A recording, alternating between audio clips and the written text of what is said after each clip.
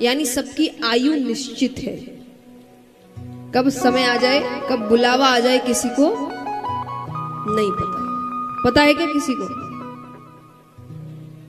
कहते हैं कि एक बच्चा जब जन्म लेता है तो वो बड़ा होगा कि नहीं, इसमें संदेह है।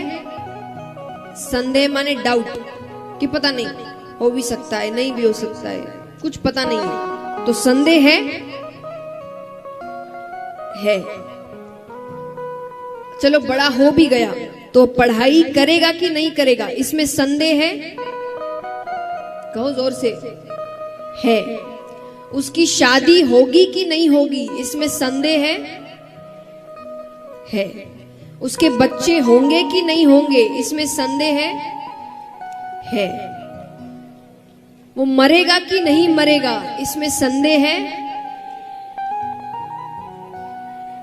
इसमें कोई संदेह नहीं।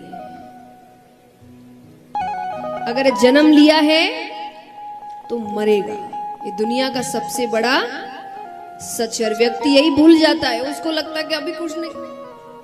वो इतनी लंबी लंबी प्लानिंग करके बैठा है, इतने में ये, इतने में वो, उतने में वो, कल का पता नहीं है उसको।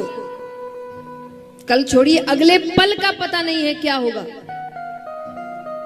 और हम पूरे जीवन भर की प्लानिंग करके रखते हैं। क्यों?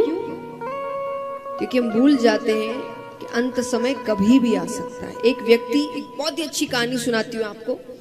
एक सेठ जी थे, उनका बिल्कुल भगवान में मन ही नहीं लगता था।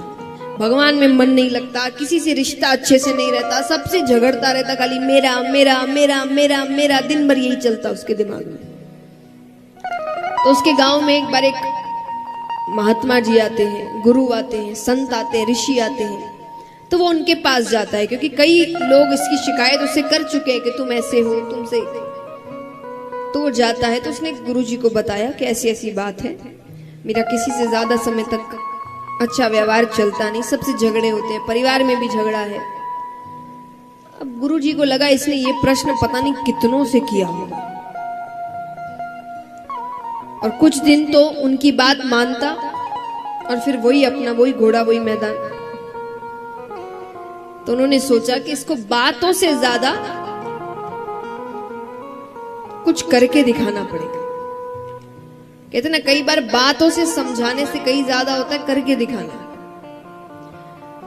तो गुरु महाराज कहते कि एक काम करो, अपना हाथ दिखाओ, मुझे भविष्य भी देखना आता है, तो मैं देखता हूं कि तुम्हारे भविष्य में लिखा क्या है कि ये सब चल रहा है।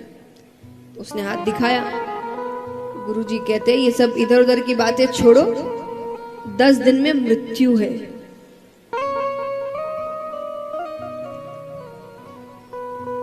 उसके तो शब्द नहीं आ रहे उसको समझ में कि क्या बोल रहे हैं आप। बोले 10 दिन में मृत्यु है, ऊपर जाना है, अब क्या करना है तुम देखो। वो तो गया, 1 2 3 4 5 6 7 8 9 10 11 12 13 14 15 दिन निकल गए, कुछ नहीं हुआ। 15 दिन बाद वो आया, वो कहे आपने तो कहा था 10 दिन में मृत्यु है, 15 दिन हो गए मुझे कुछ भी नहीं हुआ। गुरुजी ने कहा तुमने 15 दिन में क्या किया?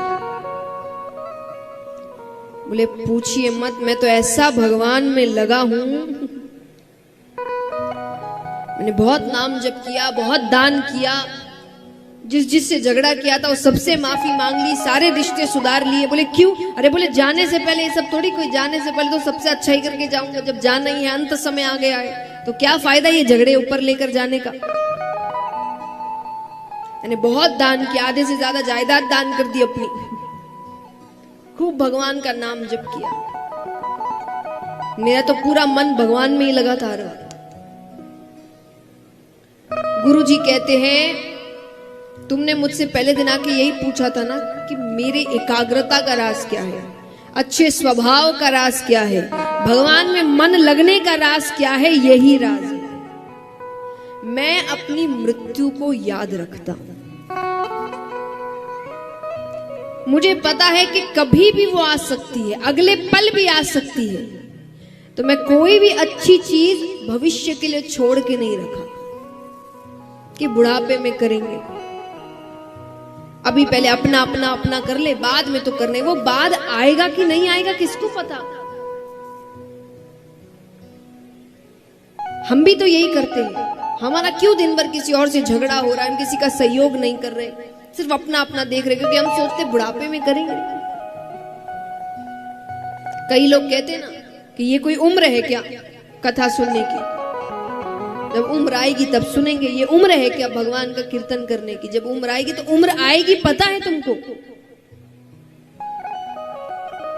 ये तो पता नहीं।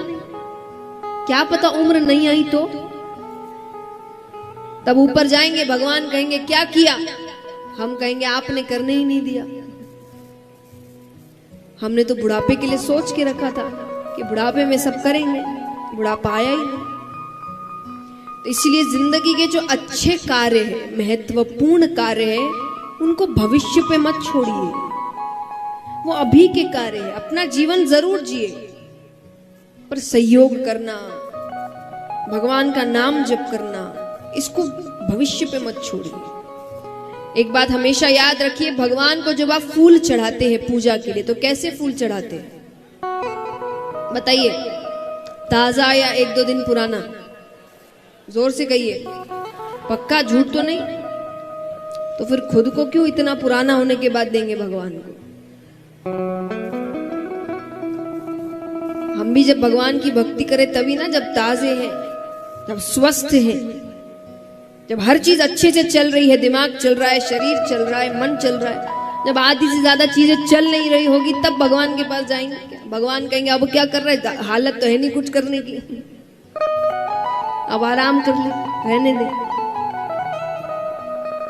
इसीलिए जब फूल भगवान को ताजे चढ़ाए जाते तो हम ताजे क्यों नहीं? हम इतने पुराने होने के बाद भगवान के पास क्यों जाते? तो भक्ति की उम्र बुढ़ापा नहीं होता, बचपन होता है, जब बिल्कुल ताजे हैं, मन साफ है। तो यहां पर सूत जी भी यही समझा रहे हैं, श्रीमद् भागवतम शास्त्रम, ये कथा जीव का कल्याण करती है। इसकी बातें, इसकी लीलाएं, इसका सार, इसकी सीख जीवन में वो हर चीज सिखाती है जिससे व्यक्ति जीवन की बड़ी से बड़ी लड़ाई लड़ सकता है, उसका कल्याण हो सकता है। अब यहाँ पर शौनकादि ऋषि पूछते हैं कि प्रभु हमें ये बताइए कि ये जो कथा है ये सबसे पहले किसने किससे कही? सूत जी कहते सबसे पहले ये कथा सनकादि ऋषियों ने नारद जी से कही। सनकादि ऋषि कौन है? ब्रह्मा जी के 4 पुत्र हैं, सनक, सनंदन, सनत कुमार, सनातन। इनको एक साथ कहते सनकादि ऋषि। कैसे सुनाई? एक बार नारद जी, जिन्होंने पृथ्वी की बहुत प्रशंसा सुन रखी थी, पृथ्वी पर आते हैं, वृंदावन तक पहुंचते हैं, उससे थोड़ा आगे बढ़ते हैं, ऋषिकेश, हरिद्वार। वहां पर सनकादि ऋषियों से उनका मिलना होता है। नारद जी के चेहरे पर चिंता के भाव है। सनकादि ऋषियों ने कहा, जो व्यक्ति हर वक्त भगवान का नाम लेता है, नारद जी कहीं भी जाते क्या कहते हैं? नारायण नारायण। जोर से कहिए, नारद जी कहीं भी जाएं, और जोर से, नारायण नारायण। वो हर वक्त भगवान का नाम लेते रहते। तो जो हर वक्त भगवान का नाम लेता है उसको कैसी चिंता? तो उन्होंने पूछा, तो अंत में विष्णु भगवान को नीचे आना पड़ा। अब भगवान उससे गर्भ के बाहर से बात कर रहे हैं। भगवान कहते हैं कि तुम बाहर आ जाओ, ये दुनिया बहुत सुंदर है। वो बालक कहे इसीलिए तो नहीं आना, ये दुनिया इतनी सुंदर है कि यहां आकर जीव आपको भूल जाता है, आपको मानने से इनकार कर देता है। पर भगवान कहते हैं कि ऐसे तो उनको तकलीफ हो रही है जिसके गर्भ में तुम हो। शुभ बालक कहे, ठीक है, आप अपनी मोह माया रोक दीजिए, मुझ पर वो मोह माया चढ़ेगी नहीं तो मैं इस संसार में मिलूंगा नहीं। भगवान कहते वो तो नहीं रुक सकती। तो बोले मैं अंदर ही ठीक हूं।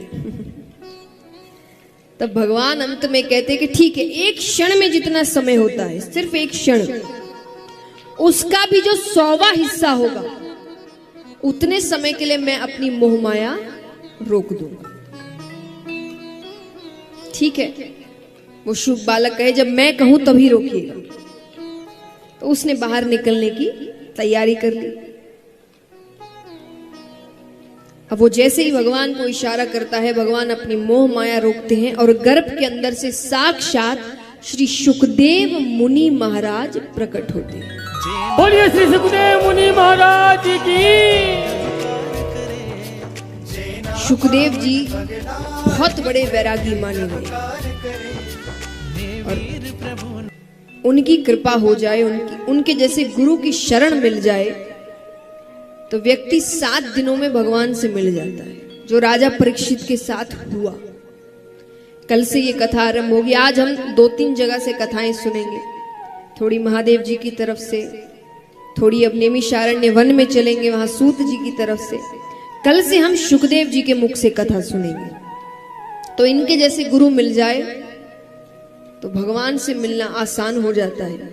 आइए उनके जन्म पर हम सभी प्रार्थना करते हैं, जिन्होंने गुरु बनाए हैं वो अपने गुरु का ध्यान करें, जिन्होंने नहीं बनाए वो भगवान का ध्यान करें कि उनको जब गुरु मिले तो सुखदेव जी जैसे गुरु मिले। गुरुर्ब्रह्मा गुरुर्विष्णु गुरुर्देवो महेश्वरा गुरुर्साक्षात् परं ब्रह्म तस्मै श्री गुरवे नमः। तस्मै श्री गुरवे नमः।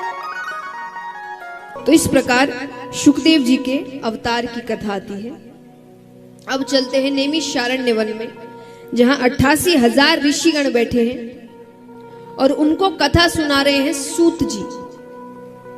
और उन 88,000 ऋषिगणों में सबसे बड़े ऋषि है शौनक ऋषि, इसलिए सभी को शौनकादि ऋषियों के नाम से संबोधित करेंगे। तो शौनकादि ऋषि सूत जी से पूछते हैं, अज्ञान ध्वंस विदवंशा कोटि सूर्य समप्रभा सूता क्या ही कथा सारम मम कर्ण रसायनम। वो सूत जी से कहते हैं कि हम अज्ञानी हैं और आप में एक नहीं, दो नहीं, करोड़ों सूर्यों के समान ज्ञान रूपी प्रकाश है। आप बताइए कलयुग में जीव का कल्याण कैसे होगा? क्योंकि कलयुग में जीव कई प्रकार के दुखों से ग्रसित है, रोगों से पीड़ित है।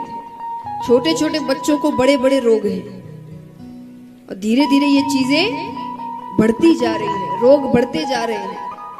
हम देख ही रहे हैं ये जो महामारी आई है, 2-3 साल हो गए, कुछ ना कुछ लगा ही रहता है हर कुछ महीने में। थोड़ा ठीक होता नहीं है कि फिर कोई आ जाता है, थोड़ा ठीक होता नहीं कि फिर।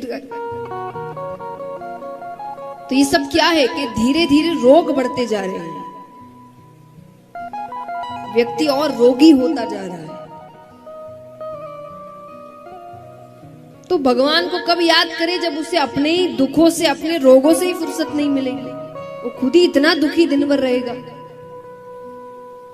तो वो पूछ रहे कि ऐसे में उसका कल्याण कैसे होगा? तो सूत जी कहते हैं, काल व्याल मुख ग्रास त्रास निर्नाश हेतवे श्रीमद् भागवतम शास्त्रम कलोकिरेण भाषितम। काल व्याल मुख ग्रास। काल एक सर्प की तरह है। किसकी तरह? सांप की तरह।